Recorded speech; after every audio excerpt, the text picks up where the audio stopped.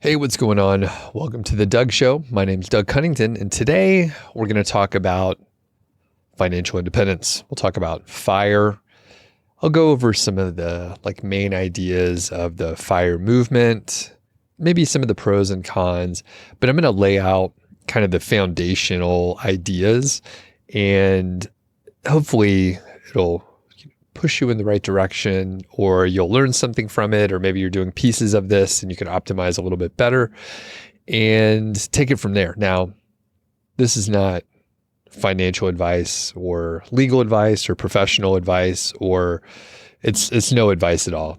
This is just entertainment, and I am sharing some of my experiences. So do your own research. I think, some people actually mentioned this to me in the last few weeks. I can't remember who, but the sort of FIRE movement grew a lot in the last, 15 years or so. And I think maybe it peaked around 2017 to 2019 or so. And then maybe the interest has gone down just a little bit. It just depends on who you're listening to, really. I mean, if you just found a new podcast about financial independence and retiring early, then you potentially are thinking it's huge right now and it's bigger than it's ever been, but maybe it's not. It's just, there's tons of podcasts out there. There's so much content that you could go around and actually I was doing a little research for this episode here and went to YouTube, searched for a couple different questions that people might have just to see what comes up. And there are significant channels, big channels, lots of views, lots of subscribers. I've never seen or heard of these people before, but they have very big audiences. So it's kind of mind blowing that even me, I go to financial creator conferences and never run across, these people. Not to say that every creator goes to conferences, but it's specifically the one where people interested in financial independence might go to. So we'll get into some of those details. And I actually recorded an episode on this topic in 2021. I went back because I was like, what did I say back then? Who knows what kind of crazy shit I was talking about, right? So I was like, I should go back and see what I said. I thought about actually republishing the old episode, but I thought, you know what? I'll do it fresh. I'll do it fresh, and I won't be lazy. I'll record a new one. Hopefully this one's better, but I didn't actually go back to listen to the other one. We'll just assume that it was better, but it was hundreds of episodes ago. So that, if that tells you something, it's been a while. Okay. The reason why I wanted to cover this today is the normal audience out there, the audience, you out there, we have been covering on this show and on the YouTube channel, content websites, niche websites, and SEO and that sort of thing. And over the past 18 months, 2 years or so, SEO has been unpredictable and volatile. And in the last 6 months has been even more dire. And people that, like me, over the years have said, SEO, affiliate marketing, it's not dead. Things are just changing. Now, people like me and other folks are saying, yeah, it looks like it's dead. Even if Google changed their tune and embraced the small creators, smaller websites, niche websites, even if they were like, you know what, we made a mistake, we want to lift y'all up, there's a strong chance no one would trust it and it would be really volatile and we wouldn't believe them anyway. So with that said, there's no indication that Google's going to do anything like that at all. But I was chatting with Matt Giovanisi. We were having some beers the other day. He was brewing. It's not just a front. He actually brews beer. So we were having some beers in his garage. Thanks for the beers, Matt. And basically, we were both saying, yeah, we think SEO and affiliate marketing. I won't put words into his mouth, but maybe I'll invite him to a live stream sometime soon. But basically, I was like, yeah, effort into SEO, I'm not, that's not my thing right now. I have zero interest in that. I like doing creative stuff. I like this format of YouTube videos. You can shoot a vlog, you can do a tutorial. Like, I have full freedom to do whatever the fuck I want on the YouTube channel. And then from a podcast standpoint, I get to talk to my friends. I have this show. So it's the Doug Show. Technically, I could talk about whatever stuff I want to talk about. And you find listeners out there, you keep listening, and I appreciate that, even though we've, shifted what we talk about. And then from Mile High Fi, I get to talk to my friends. There are tons of people in the fire community that have done super amazing things from a wide range of backgrounds, low income, high income, young, old, whatever, like all over the world. So it's pretty cool to have those conversations. So I do enjoy that.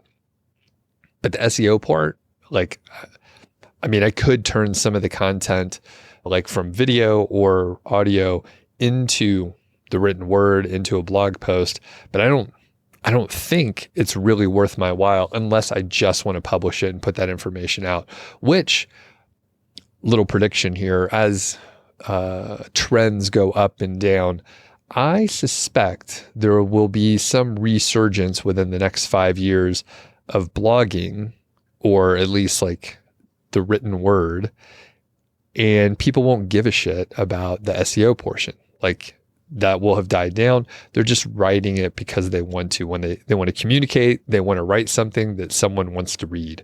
So maybe that never changed, and it won't, because it's independent from search engines. But anyhow, the reason why I wanted to cover this topic today is I have been able to not worry about the volatility of SEO, the niche site world, because I put myself in a great financial position through some of the ideas that I'm going to go over today. Again, not financial advice, but if you do want to get financial advice, I can refer you to, it's a fee only, like advisory, like matchup thing. You could hire people, you could hire financial advisors by the hour, and it's like a flat rate.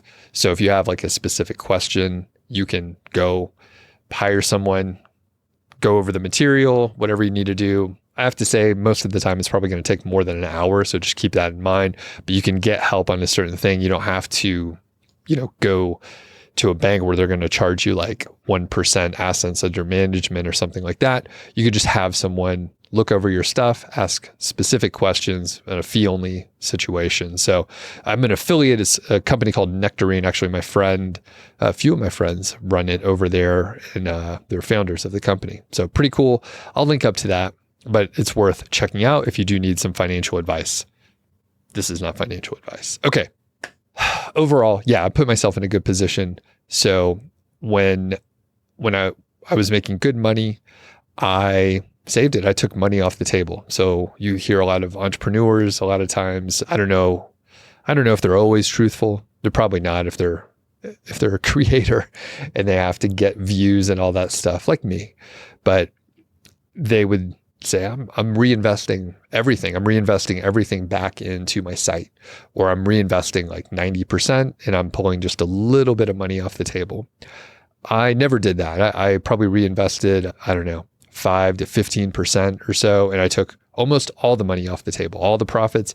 And then I invested it in a low cost index fund over the years, over and over again, for like 9 years, 10 years, something like that, while I was working for myself.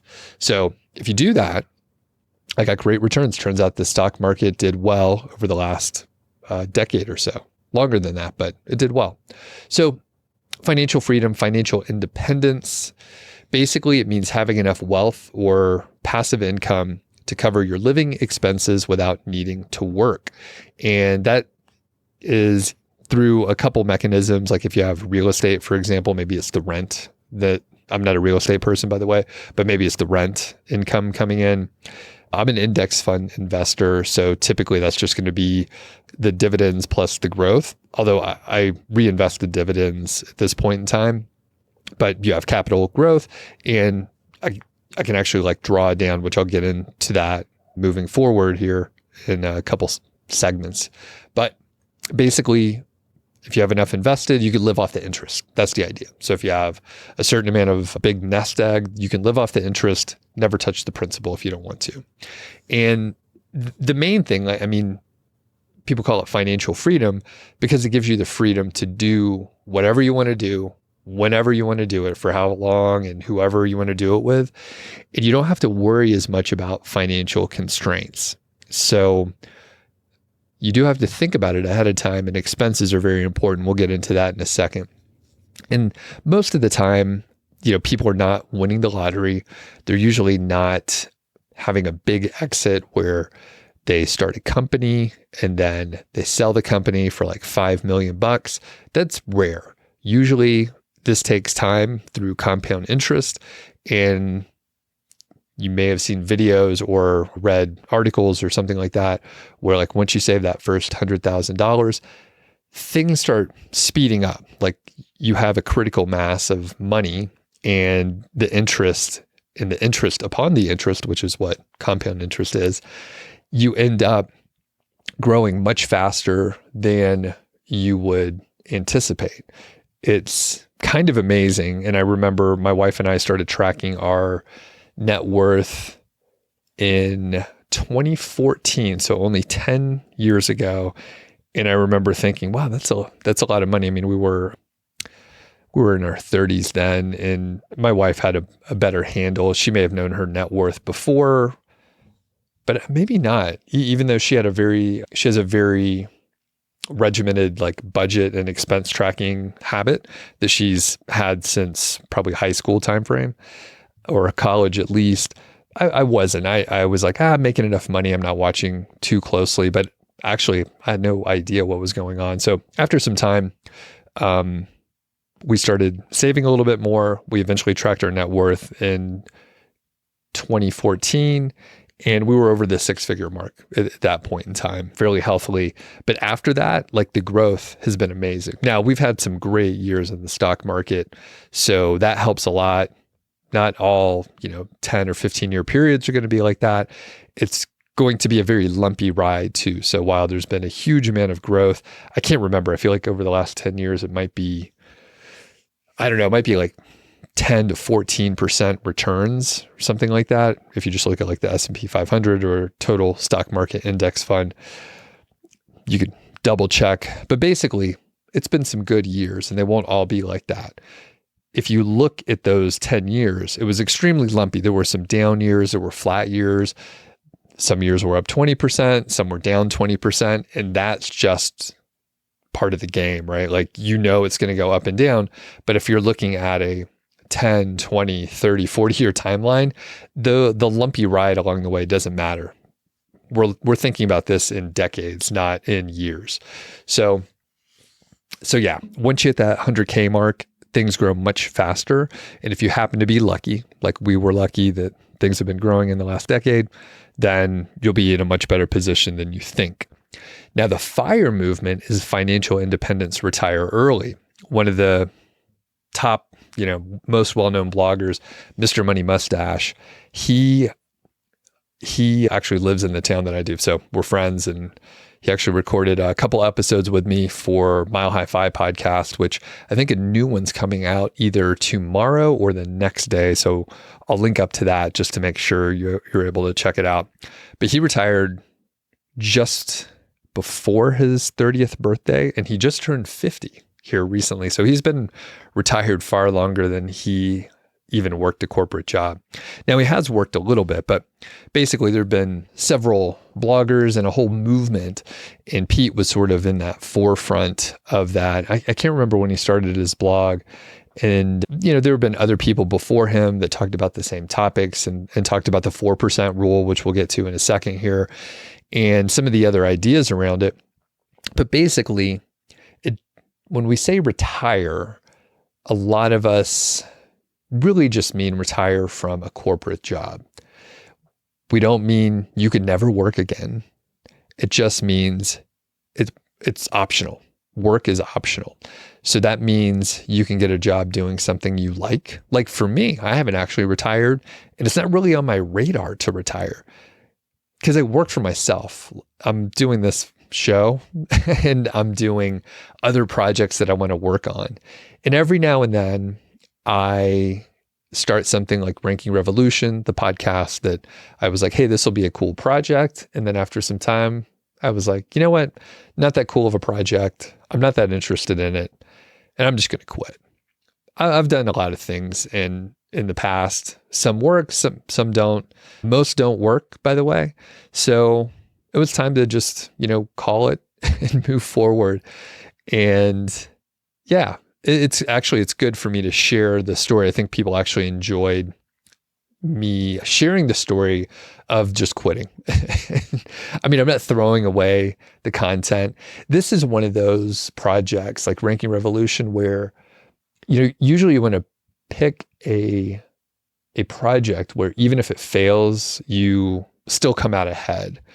This one was so closely related to other things that I was already doing that I don't know if I learned anything other than be really fucking sure you want to start a side project, because if you don't, you're going to end up wasting a little time and then you'll feel a little silly when you do eventually realize that you should have not started it. So, but that's where I am. And basically this retire early thing is totally up to you. So it just means work is optional. And there are two camps. So the industry that I came from, management consulting and engineering and sort of the tech industry, there's a lot of us that just hate it. It's like we went to school for a certain thing. I went to school for computer engineering and it was fine. Like it's one of the higher paying, degrees that you can get. And even back then when I got my degree, 20 years ago, it was one of the higher paying jobs. Now it's still one of the higher paying jobs. And it's held true. So it's a good degree to have. Never really used it directly. And the thing is, I didn't like the consulting job so much. I think there could have been a world where if I worked at a certain company and maybe had a certain position, maybe the culture matched up a little more closely with what, I find important, what my values are. But I didn't. And alas, I tried to climb the corporate ladder for about 10 years with various success. I think once I kind of figured out what I was doing, I was like, this whole thing's a joke. I was like, this is just dumb. Like the way to get promoted is to work on getting promoted, not doing a good job. And then I was like, oh, well, I'm not super interested in that. And then luckily after that, I wasn't as good of an employee, like following orders. I was more independent, which, that makes sense for me to be an entrepreneur versus, someone who has a corporate job, which is totally fine.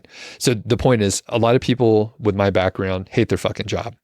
There's a subset of people, same job, they actually like it. Part of it is probably just like the right temperament. They have a good attitude. They're positive. They're like Ted Lasso, something like that. They just have a good optimistic outlook and they're team players, right? I'm not. I'm more of a squeaky wheel situation, independent, contrarian, that sort of thing, which is great for entrepreneurship, right? So anyway, if you hit financial independence, you can keep working the same job you have. It just gives you more options. Turns out a lot of times, even if you like your job, you like the company, if your boss changes to someone who's an asshole, not as cool. If you have financial independence, it gives you a huge amount of leverage. So you can renegotiate your position. You can quit straight up. You can do whatever you want because you have the freedom and the leverage to make those decisions. And it gives you so much power as far as negotiations. Better jobs will come your way. Again, because you can say no to things. You don't have to take like whatever job comes your way, which is, that's literally what I ended up doing, like with a couple corporate jobs that I had. So one of the issues with the FIRE movement early on, before I got involved with it in probably like 2020 or 2021, around that time frame, the big issue is the early bloggers were sort of sprinting towards financial independence. They wanted to retire as soon as possible. So they deprived themselves of like spending money. They saved as much money as possible. and they were like racing to save more money than their other friends who were saving a lot of money. And basically you ended up with a deprivation situation, which is not what I want. And it doesn't make sense, right? Because you're working super hard and then all of a sudden you think all of your problems are going to be solved when you retire. And it turns out that is not the case. So that's another subject. We end up talking about that on my other podcast, Mile High Fi, all the time. Really, it's sort of like, does not working make you happy? And if you're happy beforehand, there's a good chance you'll be happy after you retire. But if you're unhappy and you have other demons to fight and figure some shit out on your own, if you stop working, you're just going to have a lot of free time. And then, I mean, unfortunately, I know a good chunk of people, higher percentage than you would think, they retire from their job and then they hit a depression period and they have to, figure out what they need to do to be productive, to have like a fulfilling day, a fulfilling life and all that stuff. So the flaw early on was like sprinting towards retirement, but now there's a little bit of a movement for like coast fi. That's you kind of coast there. I'm going to get into the definition of that, but also like slow fi. So maybe, from where I'm coming from, like I could have had my corporate job for like 8 years, saved really well in my 401k, have other investments, watch my expenses pretty well, and then I have a great foundation. So maybe I could just work part-time, or I could take a job where I earn like 30% less, but I don't have to travel. And maybe I don't have to work like long hours. I could just work 40 hours a week, not have to commute, and have like a better just lifestyle overall. And the fact that I have a great foundation, it's okay that I earn 30% less. It's no big deal. Again, this stuff gives you options. And actually going back to the top, one of the other reasons I wanted to do this show is like, I'm in a good position. I got lucky. I mean, I've coached a few people here recently, and they are as smart or smarter than me. They work harder than me. They tried much harder than me. And through timing, and again, I got lucky when I got started working on niche websites, they were unlucky. They put a lot of money and effort, and I've talked to some people that have overextended themselves and like went into debt, and they were getting coached by people who were supposedly experts and stuff. And I'm just like, man, that really sucks. And the thing is, there's other people that I know that were earning more money than me for longer than me, and I find that they're still scrambling. And I'm like, what were you doing with all the money that you were earning? That's like millions of dollars. Like, what happened to all the money? What did you do with it? And I mean, like I said, people were working harder than me. People are smarter than me, but I'm in a good position because I had a very slow, like conservative approach to the monetary, like savings, investments for the future and all that stuff. And I'm trying to relay that if I could do it, like anyone can do it. All right. Even if you have lower income, like I said, I was surrounded by people that more successful than me.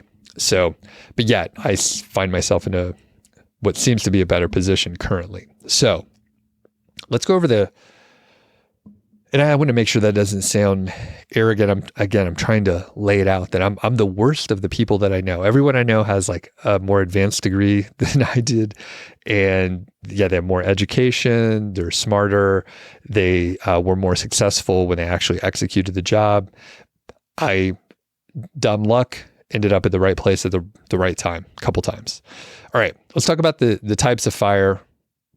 Hopefully that comes off the way I'm hoping it is. All right. The types of fire. So we have lean fire. So that's retiring on kind of a minimal budget. So this like covers your required expenses and maybe a tiny bit more, but it's very lean, and you probably won't be spending extravagantly. This fits for a lot of people. The minimalist sort of movement, would be perfect. We're not in the lean fire situation. You can see all the fucking piles of guitars behind me here. So we're not in the lean fire area. Fat fire is retiring early with a larger budget for a more comfortable lifestyle. So at one point in time, many people describe this as like spending over 6 figures a year or so. But it could be whatever you want. I mean, it's all relative, right? So we don't have kids. Someone might have 4 kids. So their fat fire might be very different than just fat fire for a couple. So keep that in mind. But basically, fat fire is higher expenses, maybe more extravagant vacations, maybe eating out is very important to you. Maybe when you go on vacation, having a very high upscale hotel and lodging experience is important to you. Or maybe you have some expensive hobbies. Like I have some friends that love mountain biking.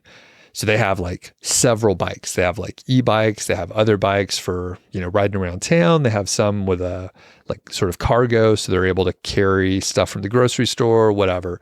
Or, I mean, maybe it's another hobby like curling. Like my wife curls. That's the winter sport. You're on the ice and you slide the stones and you have the brooms and all that. It's a relatively expensive sport to play, much more difficult than you would expect, but pretty fun. She enjoys it. Okay, so that's fat fire, just higher budget. Barista fire is reaching partial FI and working a low stress part-time job for added income and health benefits.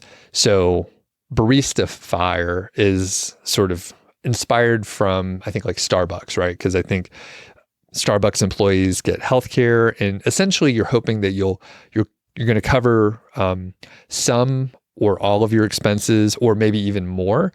But at this point, the barista fire is like you're getting some benefits, you're earning a little cash flow so that you can spend a little more freely, but you're not necessarily working that old corporate job that's more stressful, and maybe you're working full-time. Maybe you're working part-time, whatever works for you. So it's a little more flexible, but the healthcare is definitely something that could be extremely expensive. So as a quick example, my wife and I, just 2 of us, we're in our mid-40s, quite healthy.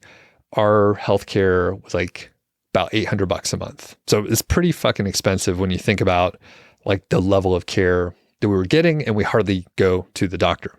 So if you have a family, that could be a lot more expensive. Finally, there's a lot of different versions of FI. The last one here is COS-FI, which I mentioned before. So that's where you have saved enough where your retirement funds are going to be enough by the time you tap into them at roughly age 59 and a half. So that allows you to either not work or work part-time to just earn the money that you need to pay for your current expenses, or take a sabbatical and then like work every now and then. Again, this financial freedom stuff just gives you the freedom to do kind of whatever you want to do. Now, I don't want to make this too boring, so I'm going to kind of go through a little quickly here, but one of the key aspects is understanding your expenses. So the 4% rule is something that you might have heard of, and really we should think about it as like the 4% rule of thumb. So it's just a guideline. Some people are more aggressive. Some people are more conservative.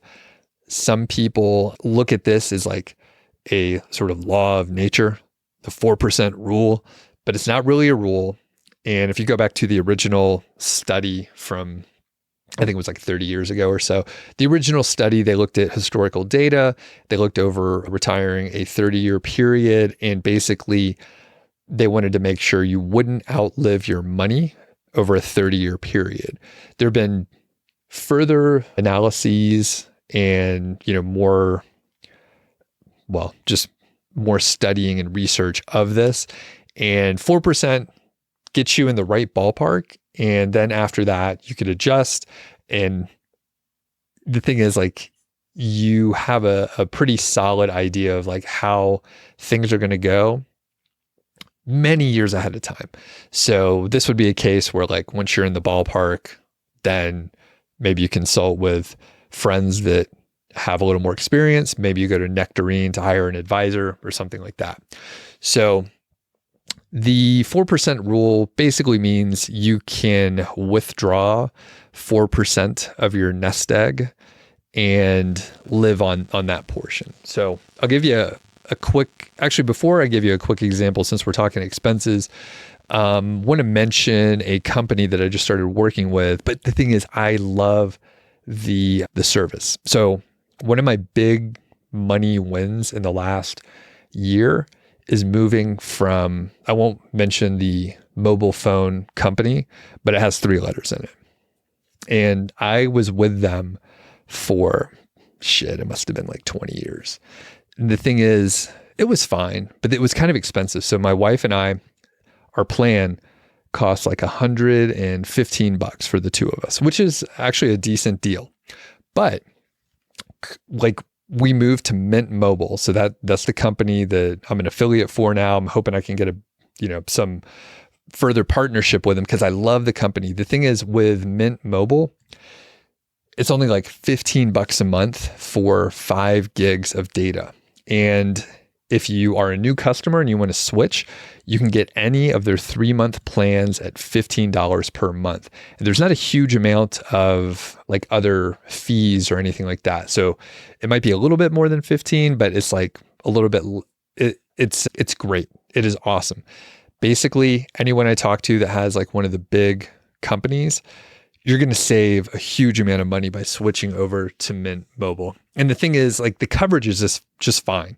So one of the cool things is you could test out Mint for just a few days. Like, I think they might have like a 5 or 7 day sort of trial where you could test it out and make sure the service works for you at your home or wherever you're traveling. Their network is actually on the T-Mobile network. So T-Mobile, great coverage here in the US.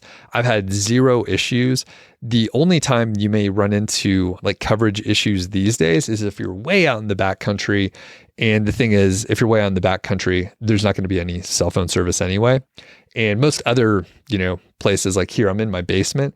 I mean, I'm on my Wi-Fi now, so it doesn't matter, but it turns out I actually get service down here just fine. So check out Mint Mobile. You can get a 3-month plan at $15 per month. And what I have done is I slashed the cost, but if you sign up for like the annual plan, so you can do the test, like make sure it works for you. Super easy. One of the big hurdles, I didn't want to switch for a few years, even though I heard about Mint.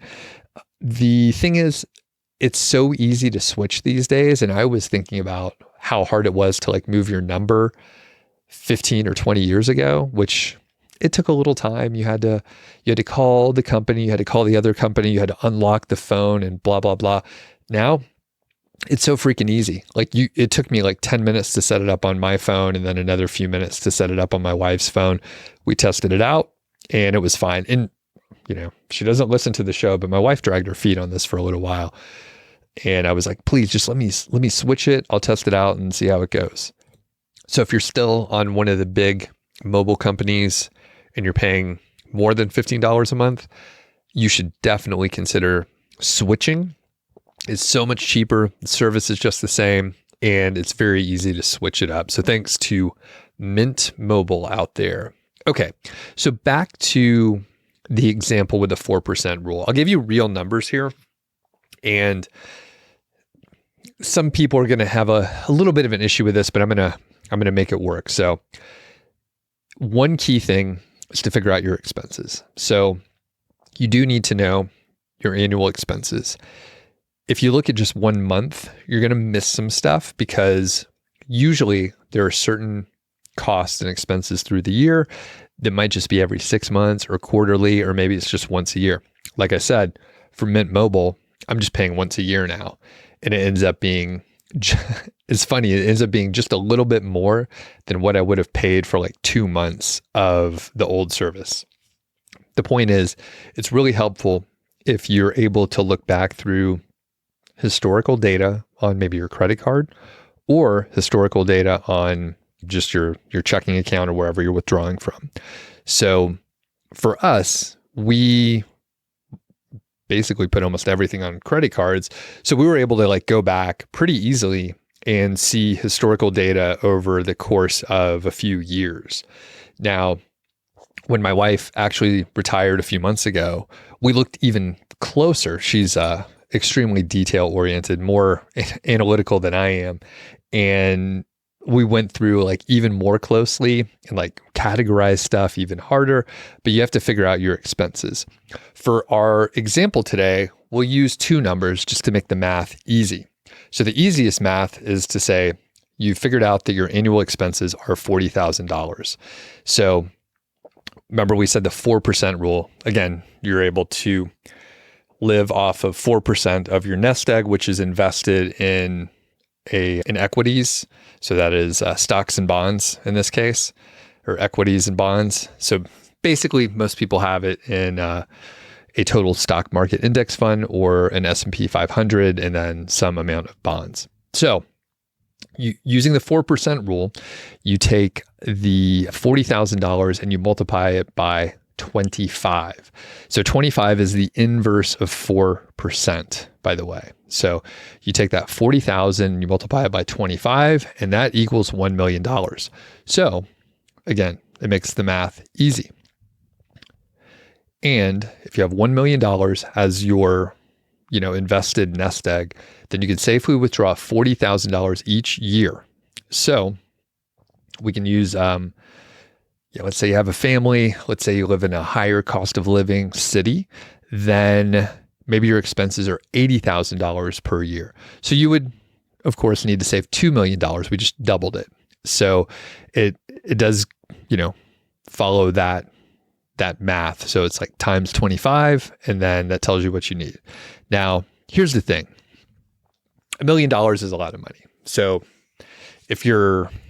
and it's a lot of money, like any way you slice it. When I was growing up, I've heard this a couple of times, but like when I was growing up in the late 80s, early 90s there, it's like, $1 million. Like that's like so rich. Like it's just unfathomable amount of money. But, with inflation, now we're many years later, we're like 30 years later, and, $1 million, still a lot of money, but it's not nearly as much as it used to be. That said, $1 million, still a lot of money. However, remember, and it's beyond the scope of this, but like if you think back to the like, hey, you save that first 100K and then you keep investing, I think like I've seen some of the charts and graphs, and you could go watch a video on this. But basically, you save that first 100K and you keep saving in the same way. The first 100K, it might take you, 6-7 years to save that first 100K. The last 100K from 900,000 to 1 million, it's going to take you like 18 months or something like that. Like it's so much faster. And then it just keeps growing faster and faster if you keep investing in the same way. So while $1 million is a huge amount of money, if you think about compound interest and you think about 10 or 15 or 20 years, it's a reasonable amount of money. So this is the 4% rule. And when you look back at, some of the folks, Mr. Money Mustache, Mr. 1500 Days, Carl Jensen, my former co-host over at Mile High Fi, they looked at, hey, we think our expenses are, X amount. So I need to save this much. And then once I save that much, then I can quit my job. And in Carl's case, he actually kept working for a little bit longer, like a year longer, but he just saved more money, which, that's an issue on itself, which, when is enough? Like if a little bit more is good, then a lot more is better. And then you basically can talk yourself into working forever after that. So you do have to be a little bit, you have to stick to your guns on this. And then like when you have enough, you should stop. At least that's what I think. Some people are like, well, you can save a little bit more, but there's a whole thing of like one more year syndrome. So couple other things here. Your expenses. So if you don't know your expenses, you can look through historical data. You can also use some budgeting app. So I'm not big on budgeting apps, but you could look at it that way where you're like, all right, I'm going to use this app to figure out how much my expenses are. You kind of, I would say within a month, you should be able to get down sort of the normal expenses. But you should step back and look at your annual expenses overall. And in that case, you maybe have auto insurance, maybe you have home insurance, maybe there's other costs that just pop up every once in a while. Maybe you have like some streaming services that you pay like annually, not monthly, a number of things like that. Just thinking about the business here, I have a lot of software products that I pay annually instead of monthly. You typically get, a 10 to 20% reduction in cost if you do that. So a lot of times I do pay annually. So make sure you take those into account. And you can also, look at seasonality and stuff like that too. Like maybe you take more vacations in the summer. Maybe you end up traveling to visit family or friends over the holiday season or something like that. Maybe it's, your expenses are pretty low in like September, October because you just traveled and you will be traveling and you're just kind of chilling at home, that sort of thing. So there's other pieces in here that I won't get into too much. I did mention the portfolio, and in the original study, it was a 60-40 split with equities, so total stock market type fund or S&P 500 type fund for 60% and then 40% in bonds. Most people these days will probably say that's a little conservative unless you're actually like retired. So if you're in the accumulation phase, you might be, 90% equities and then 10% bonds. So it's something that, you would need to look at your timeline, your risk tolerance, consult with a professional, all that kind of stuff. So in the case of like within our family, like my wife and I manage our expenses and not expenses, but our investments separately. So like I'm actually more aggressive than she is, and she's more conservative, especially after she just retired. Now our money, it's all one thing. We consider it, our money, but we've managed money separately. So we do have a different style, and we like the fact that we approach it differently. So it's more, we've met in the middle. So our combined portfolios are a little bit less aggressive than what I would normally do and a little bit more aggressive than what she would normally do. So we end up with a nice balance. We also have a financial advisor that we hired in the last year or so here. So the other thing that some people may want to consider is just the flexibility that it gives you with everything. So if you have a sick relative, if you have maybe just the job that you have is like a little more stressful than you want, you could take a sabbatical, you could take time off and do what you need to do. Where, my old job, when I had the corporate gig, like I'd have to, while I had a lot of vacation days, I would have to get approval, and I would, feel bad that I wasn't on the job and all that kind of stuff. So it just gives you all this flexibility. So I think I will leave it at that.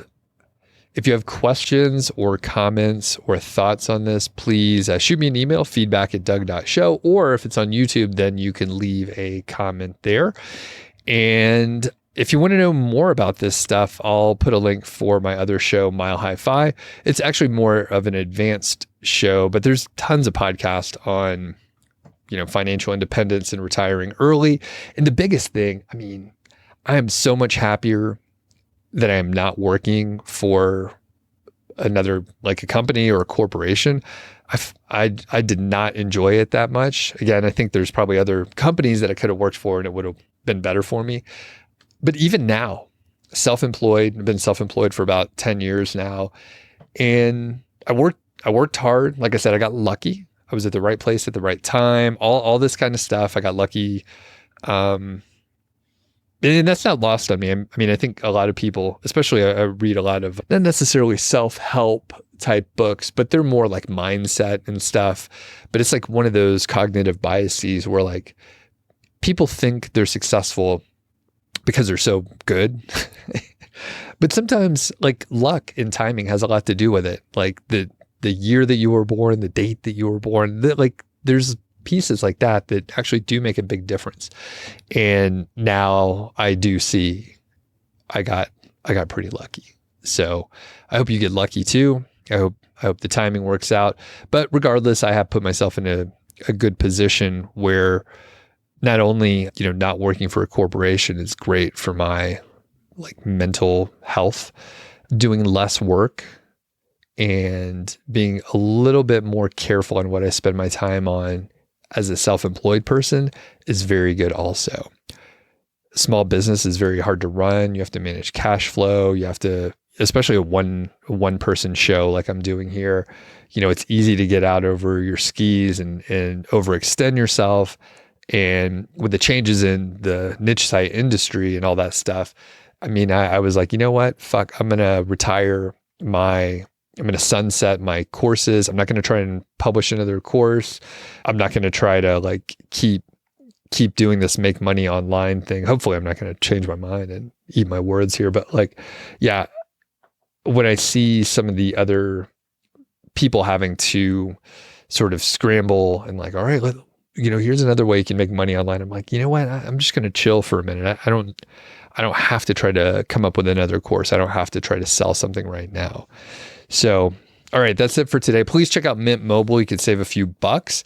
You could test it out. Like they have, eSIMs now on modern phones. So it's very easy to test it out, see if it works for you. And basically, if you're on one of the legacy big companies, they spend money on marketing and stuff. They have all those stupid commercials on TV.